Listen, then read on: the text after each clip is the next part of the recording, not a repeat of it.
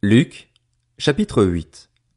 Ensuite, Jésus alla de ville en ville et de village en village. Il prêchait et annonçait la bonne nouvelle du royaume de Dieu. Les 12 l'accompagnaient, avec quelques femmes qui avaient été guéries d'esprits mauvais et de maladies. Marie, dite de Magdala, dont étaient sortis 7 démons, Jeanne, femme de Chuza, l'intendant d'Hérode, Suzanne et beaucoup d'autres, qui le servaient en l'assistant de leurs biens. Une grande foule se rassembla et des gens vinrent vers lui de diverses villes. Alors il dit cette parabole. Un semeur sortit pour semer sa semence. Comme il semait, une partie de la semence tomba le long du chemin. Elle fut piétinée et les oiseaux du ciel la mangèrent. Une autre partie tomba sur un sol pierreux. Quand elle eut poussé, elle sécha, parce qu'elle manquait d'humidité. Une autre partie tomba au milieu des ronces. Les ronces poussèrent avec elle et l'étouffèrent. Une autre partie tomba dans la bonne terre. Quand elle eut poussé, elle produisit du fruit au centuple. Après cela, Jésus dit à haute voix, que celui qui a des oreilles pour entendre, entende. Ses disciples lui demandèrent ce que signifiait cette parabole. Il répondit, Il vous a été donné, à vous, de connaître les mystères du royaume de Dieu.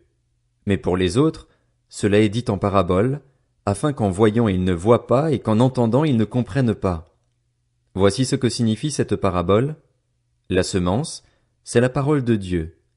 Ceux qui sont le long du chemin, ce sont ceux qui entendent. Puis le diable vient et enlève la parole de leur cœur, de peur qu'ils ne croient et soient sauvés. Ceux qui sont sur le sol pierreux, ce sont ceux qui, lorsqu'ils entendent la parole, l'acceptent avec joie. Mais ils n'ont pas de racines. Ils croient pour un temps et abandonnent au moment de l'épreuve. Ce qui est tombé parmi les ronces, ce sont ceux qui ont entendu la parole, mais en cours de route ils la laissent étouffer par les préoccupations, les richesses et les plaisirs de la vie, et ils ne parviennent pas à maturité. Ce qui est tombé dans la bonne terre, ce sont ceux qui ont entendu la parole avec un cœur honnête et bon, la retiennent et portent du fruit avec persévérance. Personne n'allume une lampe pour la couvrir d'un vase ou la mettre sous un lit, mais il la met sur un support, afin que ceux qui entrent voient la lumière. Il n'y a en effet rien de caché qui ne doive être mis en lumière, rien de secret qui ne doive être connu et mis au jour. Faites donc bien attention à la manière dont vous écoutez, car on donnera à celui qui a, mais à celui qui n'a pas on enlèvera même ce qu'il croit avoir. La mère et les frères de Jésus vinrent le trouver, mais ils ne pouvaient pas l'approcher à cause de la foule.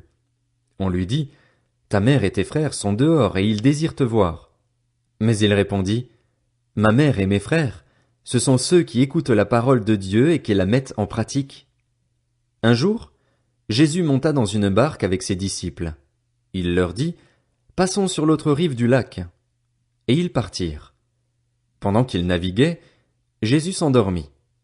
Un tourbillon s'abattit sur le lac, la barque se remplissait d'eau et ils étaient en danger. Ils s'approchèrent et le réveillèrent en disant, Maître, Maître, nous allons mourir. Il se réveilla et menaça le vent et les flots. Ceux-ci s'apaisèrent et il y eut un calme plat. Puis il leur dit, Où est votre foi? Saisis de frayeur et d'étonnement, ils se dirent les uns aux autres, Qui est donc cet homme? Il donne des ordres même au vent et à l'eau, et ils lui obéissent. Ils abordèrent dans le pays des Gadaréniens, qui est vis-à-vis de la Galilée. Lorsque Jésus fut descendu à terre, un homme de la ville vint à sa rencontre. Il avait des démons depuis assez longtemps. Il ne portait pas de vêtements et n'habitait pas dans une maison, mais dans les tombeaux. Quand il vit Jésus, il poussa un cri, se jeta à ses pieds et dit d'une voix forte, « Que me veux-tu, Jésus, fils du Dieu très haut? Je t'en supplie, ne me tourmente pas. » Jésus ordonnait en effet à l'esprit impur de sortir de cet homme, car il s'était emparé de lui depuis longtemps. On attachait le démoniaque avec des chaînes et on lui mettait les fers aux pieds pour le garder, mais il rompait les liens et il était entraîné par le démon dans les endroits déserts. Jésus lui demanda, « Quel est ton nom? » « Légion, répondit-il, car de nombreux démons étaient entrés en lui. Il suppliait Jésus de ne pas leur ordonner d'aller dans l'abîme. Il y avait là, sur la montagne, un grand troupeau de porcs en train de chercher à manger. Les démons supplièrent Jésus de leur permettre d'entrer dans ces porcs. Il le leur permit. Les démons sortirent de cet homme, entrèrent dans les ports, et le troupeau se précipita du haut de la falaise dans le lac et se noya. Quand les gardiens du troupeau virent ce qui était arrivé, ils s'enfuirent et rapportèrent la nouvelle dans la ville et dans les campagnes. Les gens allèrent voir ce qui était arrivé. Ils vinrent vers Jésus et trouvèrent assis à ses pieds l'homme dont les démons étaient sortis. Il était habillé et dans son bon sens. Ils furent saisis de frayeur. Ceux qui avaient été témoins de la scène leur racontèrent comment le démoniaque avait été guéri. Alors tous les habitants du pays des Gadaréniens demandèrent à Jésus de s'en aller de chez eux, car ils étaient saisis d'une grande crainte. Jésus monta dans la barque pour repartir. L'homme dont les démons étaient sortis le priait de le laisser rester avec lui, mais Jésus le renvoya en disant « Retourne dans ta maison et raconte tout ce que Dieu a fait pour toi. » Il s'en alla et proclama dans toute la ville tout ce que Jésus avait fait pour lui. À son retour, Jésus fut accueilli par la foule, car tous l'attendaient. Voici qu'arriva un homme du nom de Jaïrus, il était chef de la synagogue. Il se jeta à ses pieds et le supplia d'entrer dans sa maison, parce qu'il avait une fille unique d'environ 12 ans qui était mourante. Pendant que Jésus s'y rendait, la foule le serrait de tous côtés. Or il y avait une femme qui souffrait d'hémorragie depuis 12 ans. Elle avait dépensé tout son bien chez les médecins, mais aucun n'avait pu la guérir. Elle s'approcha par derrière et toucha le bord du vêtement de Jésus. Son hémorragie s'arrêta immédiatement. Jésus dit « Qui m'a touché ?»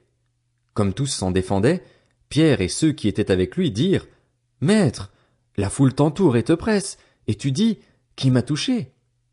Mais Jésus répondit « Quelqu'un m'a touché, car j'ai senti qu'une force était sortie de moi. » Voyant qu'elle n'était pas passée inaperçue, la femme vint toute tremblante se jeter à ses pieds. Elle déclara devant tout le peuple pourquoi elle l'avait touché et comment elle avait été immédiatement guérie. Alors il lui dit « Ma fille, prends courage, ta foi t'a sauvée.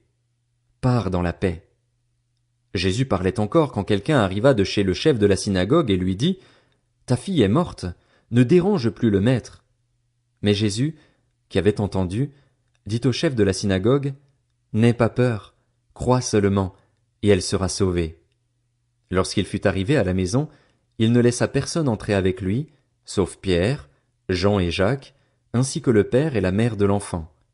Tous pleuraient et se lamentaient sur elle. Alors Jésus dit « Ne pleurez pas, car elle n'est pas morte, mais elle dort. » Ils se moquaient de lui, sachant qu'elle était morte. Mais il les fit tous sortir, prit la jeune fille par la main et dit d'une voix forte « Mon enfant, lève-toi !» Son esprit revint en elle, et elle se leva immédiatement. Jésus ordonna de lui donner à manger. Les parents de la jeune fille furent remplis d'étonnement. Il leur recommanda de ne dire à personne ce qui était arrivé.